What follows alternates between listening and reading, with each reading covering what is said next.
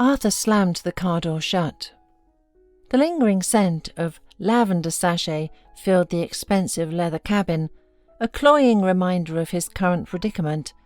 He tapped his thumb against the steering wheel, his jaw tight, before dialing his friend David.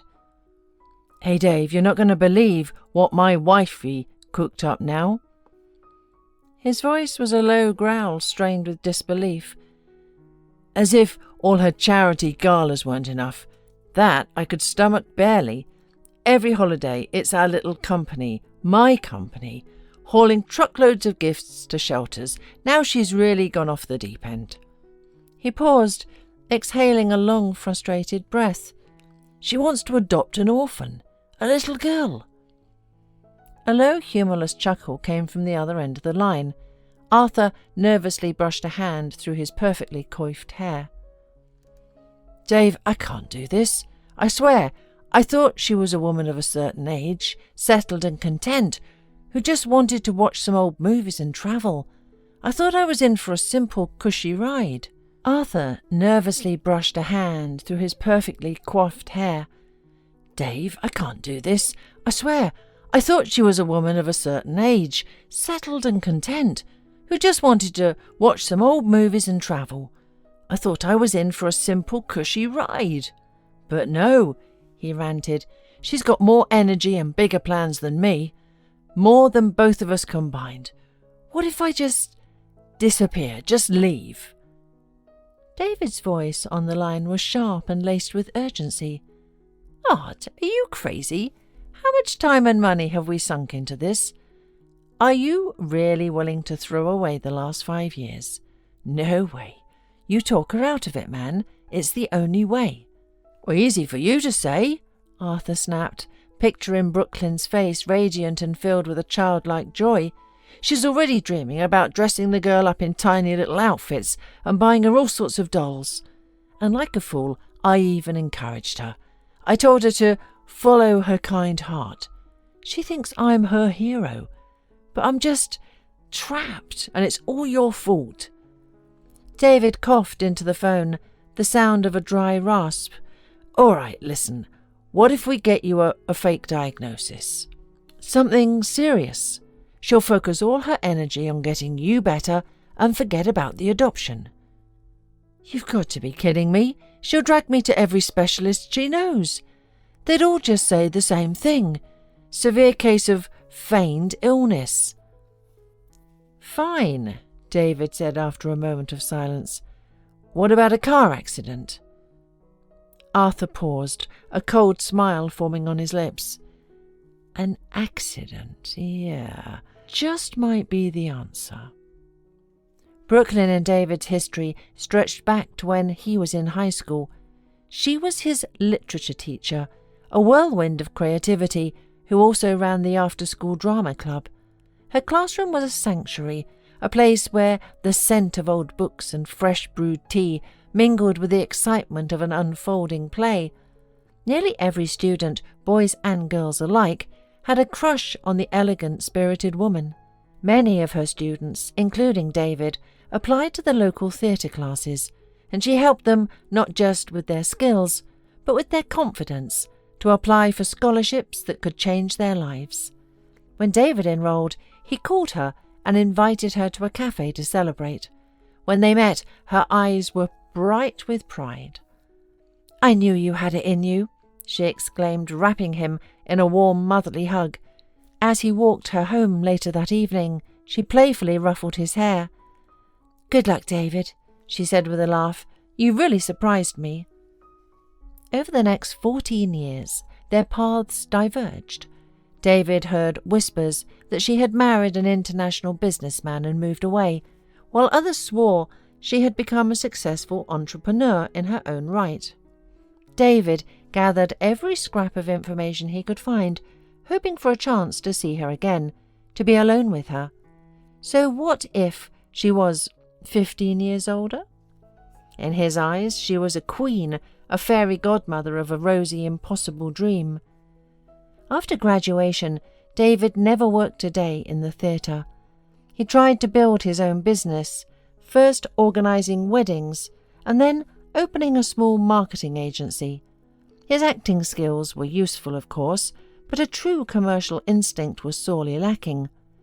After struggling in the service industry, he finally settled on a logistics company for consumer goods. It wasn't glamorous, but people always needed groceries and supplies delivered. He married, became a father of 2, then divorced, and spent his free time on social media blaming women and family system. One day, an alert caught his eye.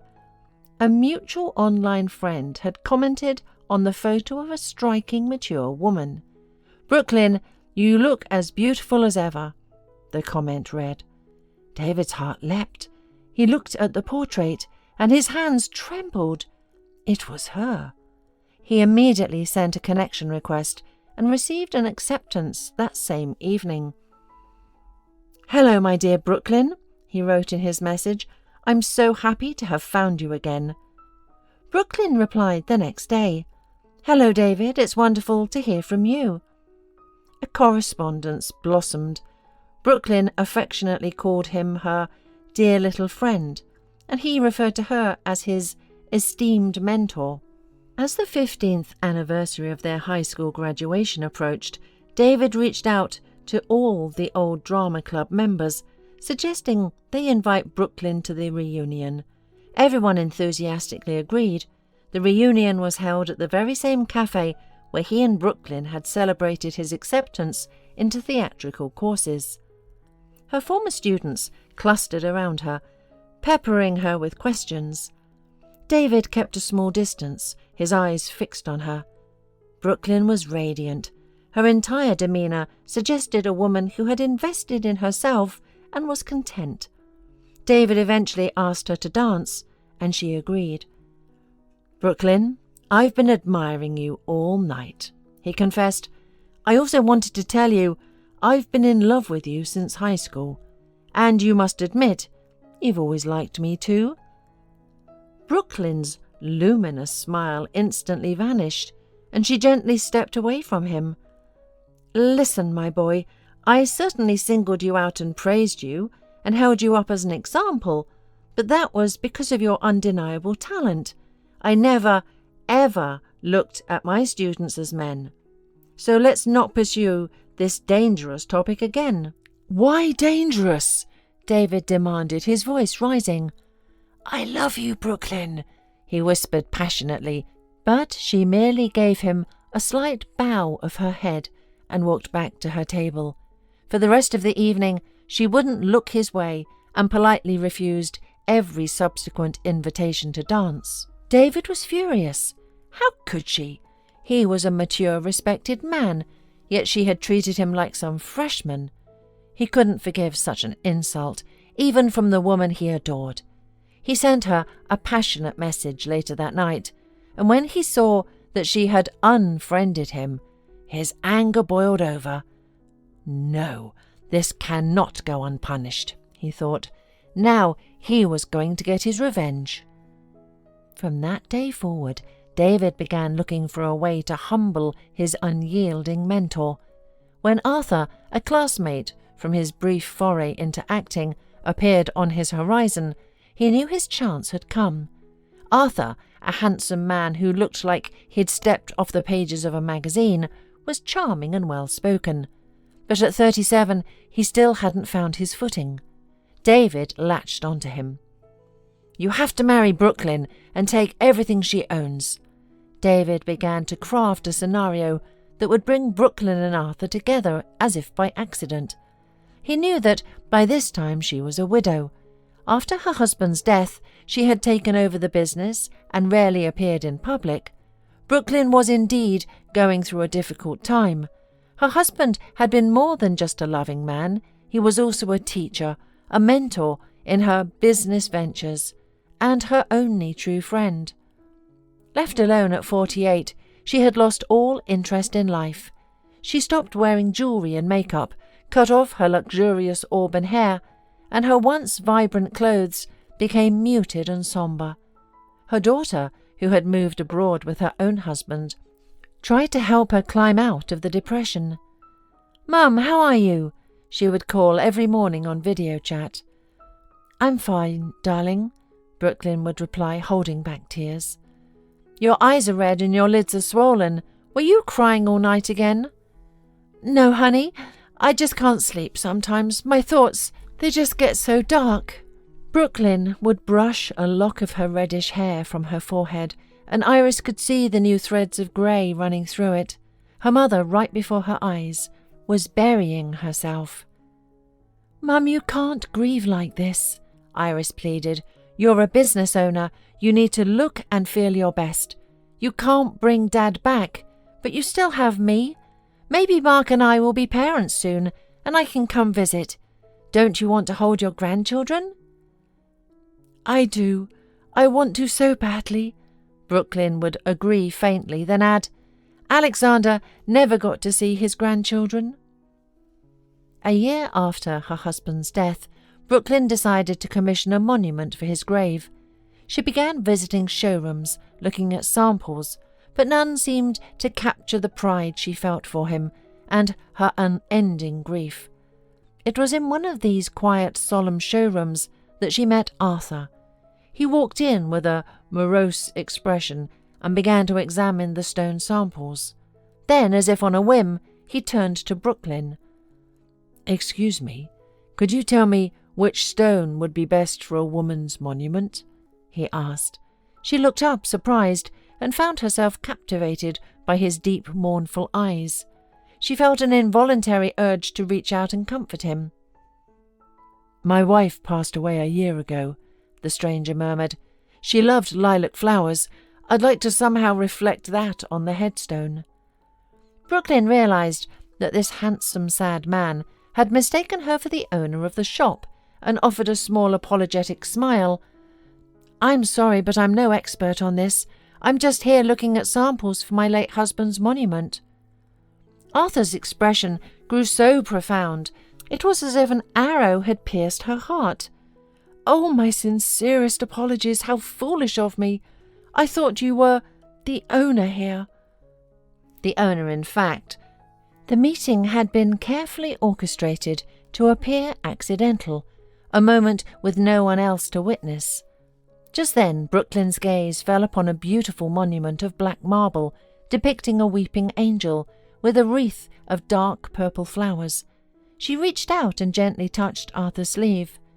Look, she said softly, I think this is exactly what you're looking for. He looked at the sculpture and his eyes widened. My God, it's perfect. It looks like it was made specially for my darling girl.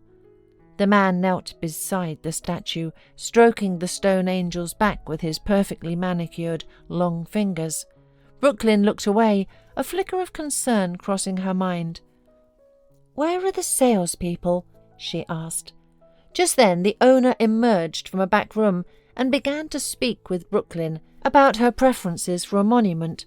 While they talked, Arthur remained at the foot of the stone angel, his head bowed in a show of sorrow. Finally, the stonemason sketched out a design based on Brooklyn's description. She placed her order and walked out of the showroom. Arthur caught up with her almost immediately. Wait, he said, I didn't even get the name of the kind woman who helped me so much. Oh, it was nothing, Brooklyn replied, flustered. I'm sure you would have found that sculpture without me. Still, she introduced herself. My name is Arthur. Perhaps you'll join me for coffee? This afternoon air just makes me sleepy. Brooklyn hesitated, then nodded, perhaps with a bit of a pleasant surprise.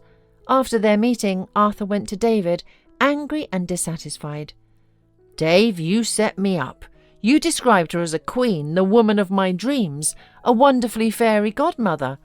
She's a ghost of her former self. Her eyes are hollow, and she's got bags under them. You should marry her yourself if you want her so badly. She won't let me get anywhere near her. David cut him off. Just be patient. Once she falls for you, you'll see what she's really like. Arthur shrugged skeptically and grumbled. If I wasn't having so many financial problems, I would never have gotten involved. David paid for all of Arthur and Brooklyn's subsequent dates and romantic outings. He was tormented by jealousy and the remnants of his old affection, but his desire for revenge against the woman who had rejected him was stronger. He spared no expense, because if it all worked out, he and Arthur would become heirs to a large, profitable company and a lot of expensive real estate. And so, Brooklyn fell into the illusion that fate had sent her a handsome, caring man who understood her better than anyone, who knew how to listen and say the right and kind things.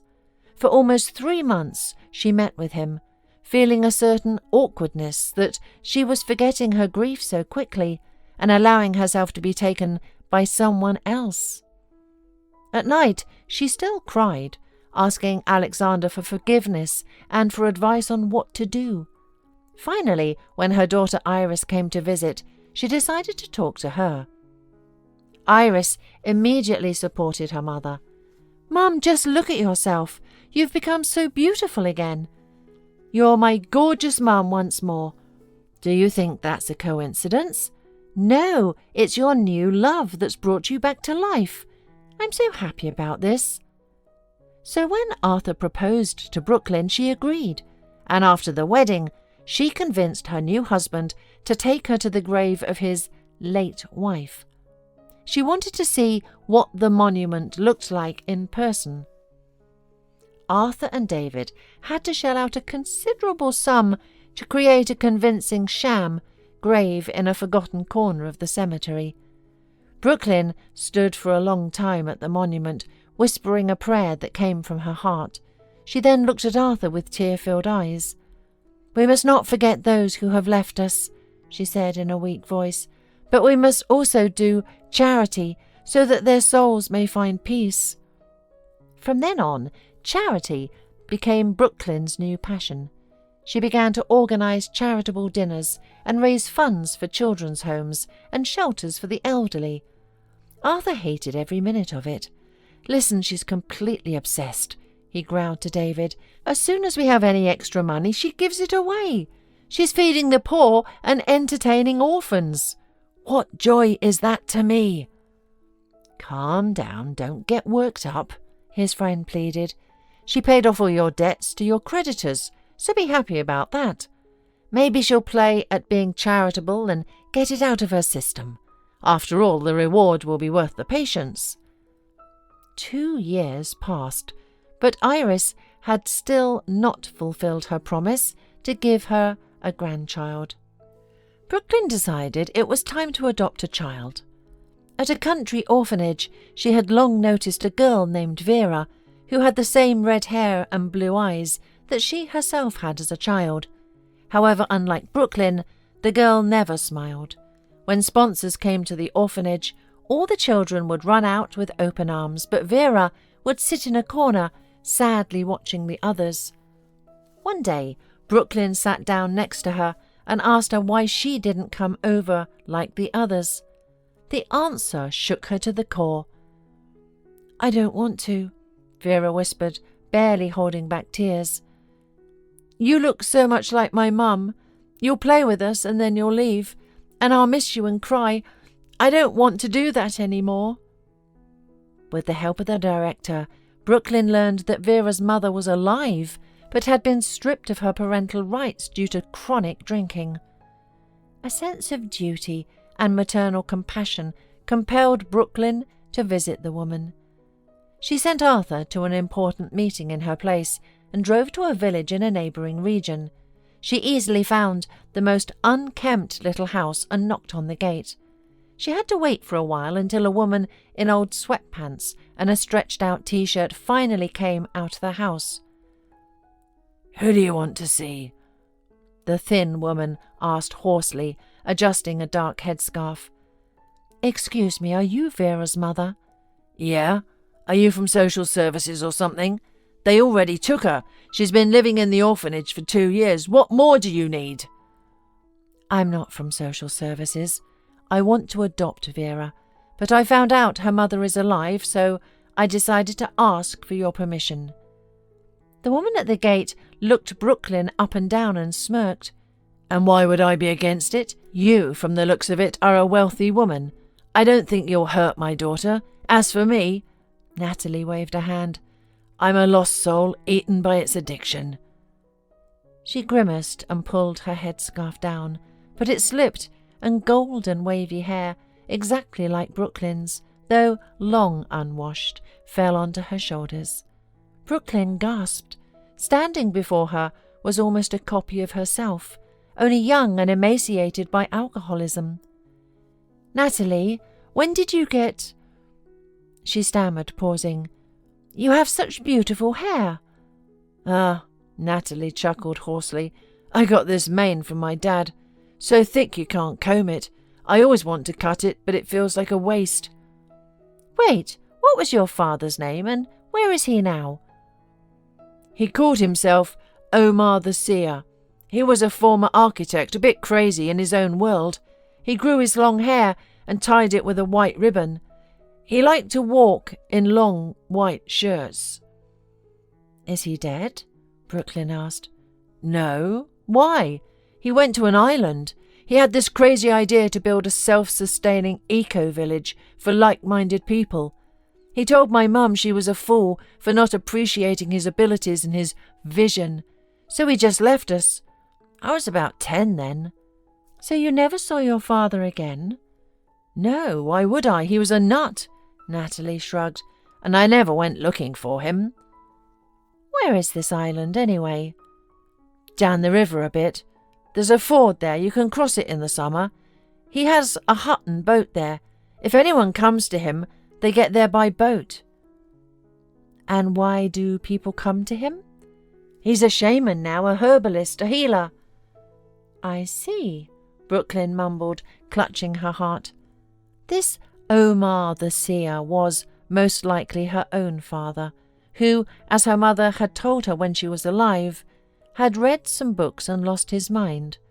This meant he had abandoned not only Brooklyn, but also Natalie. Most likely Natalie was her sister, and Vera was her niece. The news completely overwhelmed Brooklyn. She wished Natalie well and headed back to the city, deciding not to tell Arthur anything for now, since he disliked complicated stories. Meanwhile, her husband and his accomplice were finishing the preparations for her unfortunate accident. Brooklyn was preparing to visit Vera again, so Arthur and David staged the car to lose control in transit. Once everything was ready, the conspirators hid in a rented car they were using to track her. The unsuspecting woman got behind the wheel and headed out of town. Driving along a high riverbank, Brooklyn was admiring the beautiful view when she suddenly felt the car being pulled towards the cliff. The steering wheel and brakes unexpectedly stopped responding, and the car at full speed smashed through the road barriers and plunged over the edge. The car following her screeched to a halt at the edge. Arthur and his friend saw Brooklyn's car flip several times and land on the high bank of the river. The men rushed over. The driver's door was open, and Brooklyn was lying next to the car with a bleeding head. "That's it," Arthur hissed. But then his wife groaned and opened her eyes slightly. "Arthur, are you here? Help me! Vera is waiting for me," she whispered before losing consciousness again. "What are you standing there for? Help!" he yelled at David.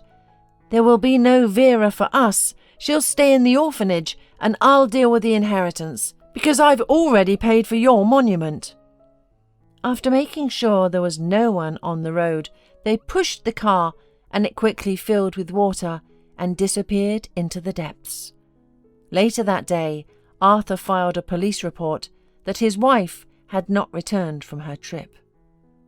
The police immediately found that Brooklyn had not visited the orphanage that day. It was decided to drive along her route and thoroughly inspect the road. Arthur pretended to be terribly worried, periodically becoming hysterical and screaming, "Find my Brooklyn!" Soon, Brooklyn's car was located, but the driver's body was not inside. The police informed Arthur his wife was most likely dead. "Hold on," the investigator told him. "Drivers are searching for the body. The search yielded no results. "What do we do now, Dave?" Arthur said nervously. "She'll be listed as missing, which means I can't claim the inheritance for a few years." "Calm down. She disappeared under life-threatening circumstances, so she'll be declared dead in 6 months." 6 months? What am I going to do all that time? Tremble, waiting for her to come back to life? Are you out of your mind? She was unconscious, and the current must have pulled her away, so she definitely drowned. She was just carried a long way downstream, his accomplice reassured him. "Oh, all these crazy plans of yours. Couldn't you have thought of something simpler and more reliable?" "Well, you could have come up with something if you're so smart," David snapped back. "Besides, what did you do to get rid of your debts?" The friends almost got into a fight, but they were still bound by their shared secret. So they decided to wait 6 months and then take over the property and business, especially since Brooklyn had given her husband general power of attorney for all of it during their first year of marriage. While waiting for her death to be officially recognized, Arthur began selling off her furniture, paintings and wine collections. Buyers would constantly pull up to their house, and Arthur noticeably cheered up. He no longer thought his friend's plan was such a failure, but one visit made him shudder. When a car with foreign license plates pulled up at the estate, and Iris got out. "Art, what's going on?" Brooklyn's daughter asked when she saw her mother's favourite rug being loaded into a car. "You see, business matters. Well, I need to pay people their salaries, and the company is broke, so—" "Broke?" A voice from the car suddenly rang out, making Arthur's knees buckle. It was Brooklyn. When she was thrown into the river, she had regained consciousness from the cold, taken a breath, and started swimming downstream, trying not to make any sudden movements. At one point, she thought she was losing consciousness, and when she awoke, there was no cold, no sound of water. She was lying in a hut, and a long-haired old man with a white ribbon tied in his hair was leaning over her. He spoke with a voice like rustling leaves. "The river brought you to me, my child," he said, his eyes the same startling blue as hers, holding a profound sadness. "And your hair, it's the colour of a sunrise over the cornfields. I haven't seen that colour in so long." Brooklyn's heart hammered against her ribs. "Who are you?" she whispered, her voice rough. He smiled faintly, a network of fine lines crinkling at the corners of his eyes. "I am Omar, a healer. The locals call me a seer." He paused, his gaze thoughtful. "But I was once a man of the city, an architect with grand plans.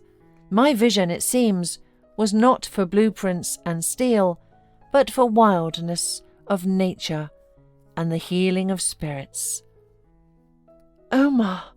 Brooklyn's voice was barely audible. "My father, his name was Omar. He left us a long time ago. My mother said he went crazy." A shadow crossed his face. "Crazy? Perhaps, but I was not crazy, my dear. I simply couldn't breathe in the city. The noise, the constant rush, it suffocated my soul. I saw a different path, a life connected to the earth, to the river. I chose this life, but in doing so, I left behind my family. I have carried that sorrow with me for all these years. I can only hope you and your mother can find it in your hearts to forgive an old man who chose his calling over convention." He then gently laid his hand on her wound, and Brooklyn felt a wave of calm wash over her.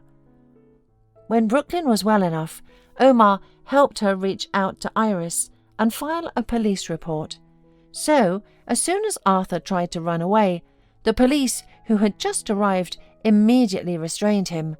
It wasn't hard to arrest David either. As the conspirators faced justice, Brooklyn reached out to Natalie, offering not judgment, but a lifeline. She moved Natalie into her beautiful, quiet home, providing the support and professional help she needed. The road to recovery was long and difficult, filled with setbacks and small victories, but Natalie persevered, driven by the quiet strength of her sister and the hope of a new beginning. For the little girl, Vera, the change was a fairy tale come to life. She went from a lonely corner of an orphanage to a bright, spacious home filled with love.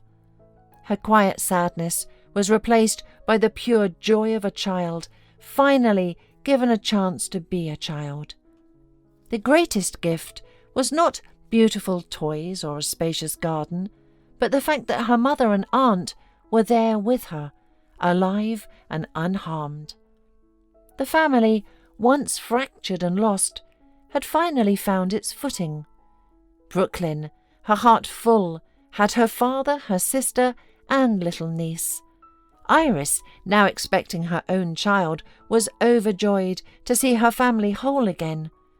Each of them, in their own way, had walked through darkness and emerged into the light, a testament to the power of forgiveness, the resilience of the human spirit, and the enduring strength of family.